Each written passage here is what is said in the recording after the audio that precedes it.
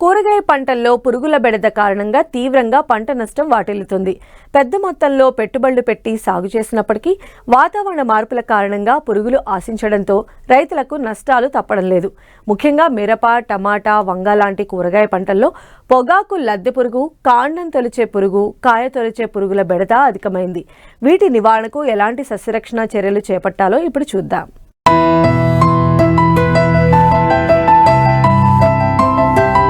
కూరగాయలు మనం తీసుకునే రోజువారీ ఆహారంలో ప్రధాన పాత్ర వహిస్తాయి. కూరగాయల పంటలు పండించడం ద్వారా రైతులకు తక్కువ సమయంలో మంచి దిగుబడి, ఆదాయం వస్తుంది. అందుకే చాలా మంది పట్టణాలకు దగ్గరగా ఉండే రైతులు ఎక్కువగా కూరగాయల సాగుకే మొగ్గు చూపుతుంటారు. అయితే ప్రస్తుత వాతావరణ పరిస్థితుల కారణంగా మిరప, టమాటా, వంగ లాంటి పంటల్లో పొగాకు లద్దె పురుగు, కాండం తొలిచే పురుగు, కాయ తొలిచే పురుగులు ఆశించి తీవ్రంగా నష్టం చేకూరుస్తున్నాయి. వీటి నివారణకు అధిక డబ్బులు వెచ్చించి పురుగు మందులు పిచికారీ చేసినా ఫలితం లేకుండా పోతోందని రైతులు వాపోతున్నారు. ప్రస్తుతం పంటలకు ఆశించే పురుగులు, వాటి నివారణకు ఎలాంటి సమగ్ర సస్యరక్షణ చర్యలు చేపట్టాలో తెలియజేస్తున్నారు కరీంనగర్ జిల్లా జమ్మికుంట కృషి విజ్ఞాన కేంద్రం సీనియర్ శాస్త్రవేత్త శ్రీనివాసరెడ్డి.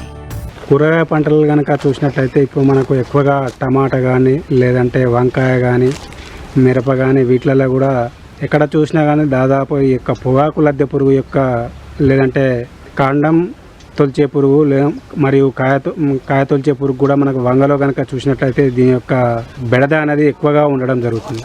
వీటిని నివారించుకోవడానికి రైతు సోదరులందరూ కూడా మనకు కూరగాయ పంటలలో కంపల్సరీ ఈ యొక్క లింగాకర్షక బుట్టలను పెట్టుకోవాలి.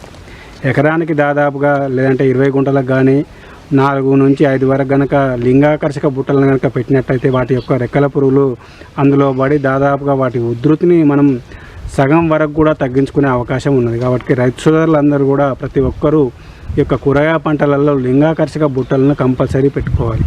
అదేవిధంగా మనం ఏదైనా పురుగు మందులు పిచికారీ చేసేటప్పుడు కూడా సపోజుకు మనకు ఈ యొక్క ఫ్లూబెండమైడ్ కానీ, లేదంటే లాంబ్డా సహలోత్రిన్ అనే మందును కానీ పిచికారీ చేసేటప్పుడు కంపల్సరీ వీటితో పాటుగా మనం ఈ యొక్క వేప నూనెను కంపల్సరీ కలిపి పిచికారీ చేసుకోవాలి.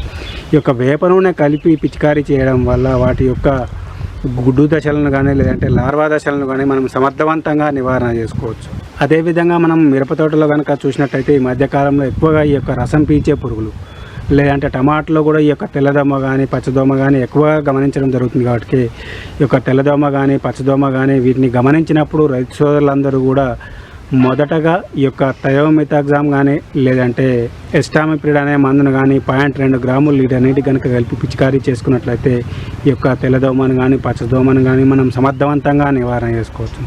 అదేవిధంగా ఫిప్రోనిల్ అనే మందును కూడా మనము 2 ml లీటర్ నీటికి కనుక కలిపి పిచికారీ చేసుకున్నట్లయితే ఈ యొక్క తెల్లదోమను కానీ, పచ్చదోమను కానీ మనం సమర్థవంతంగా నివారణ చేసుకోవచ్చు.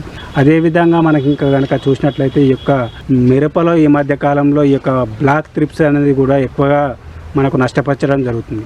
ఈ యొక్క బ్లాక్ థ్రిప్స్ నివారణకు ఈ మధ్యకాలంలో వచ్చినటువంటి ఈ యొక్క మందులైనటువంటి ఎక్స్పోనస్ అనే మందును కానీ, లేదంటే గ్రాసియో అనే మందును కానీ, లేదంటే ఎలెక్టో అనే మందును కానీ ఈ యొక్క వీటిని 33 ml నుంచి 34 ml నుంచి మనకు దాదాపుగా ఎకరానికి కనుక పిచికారీ చేసుకున్నట్లయితే ఈ యొక్క నల్ల తామర పురుగును మనం సమర్థవంతంగా నివారణ చేసుకోవచ్చు. అదేవిధంగా గ్రాసియో అనే మందు అయితే మనకు ఫ్లుక్సామెగ్జామైడ్ అనే మందు దాదాపుగా దాంట్లో ఈ యొక్క 40 ml కనుక ఎకరానికి కనుక కలిపి పిచికారీ చేసుకున్నట్లయితే ఈ యొక్క బ్లాక్ థ్రిప్స్ నుంచి మనం సమర్థవంతంగా నివారణ చేసుకోవచ్చు. అదేవిధంగా ఎక్స్పోనస్లో కనుక చూసినట్లయితే దాదాపుగా బ్రోఫ్లానిలైడ్ అనే మందు దాంట్లో ఉండడం జరుగుతుంది. ఈ యొక్క మందును కూడా మనం 34 ml కనుక ఎకరానికి కనుక కలిపి పిచికారీ చేసుకున్నట్లయితే ఈ యొక్క నల్ల తామర పురుగును మనం సమర్థవంతంగా నివారణ చేసుకోవచ్చు.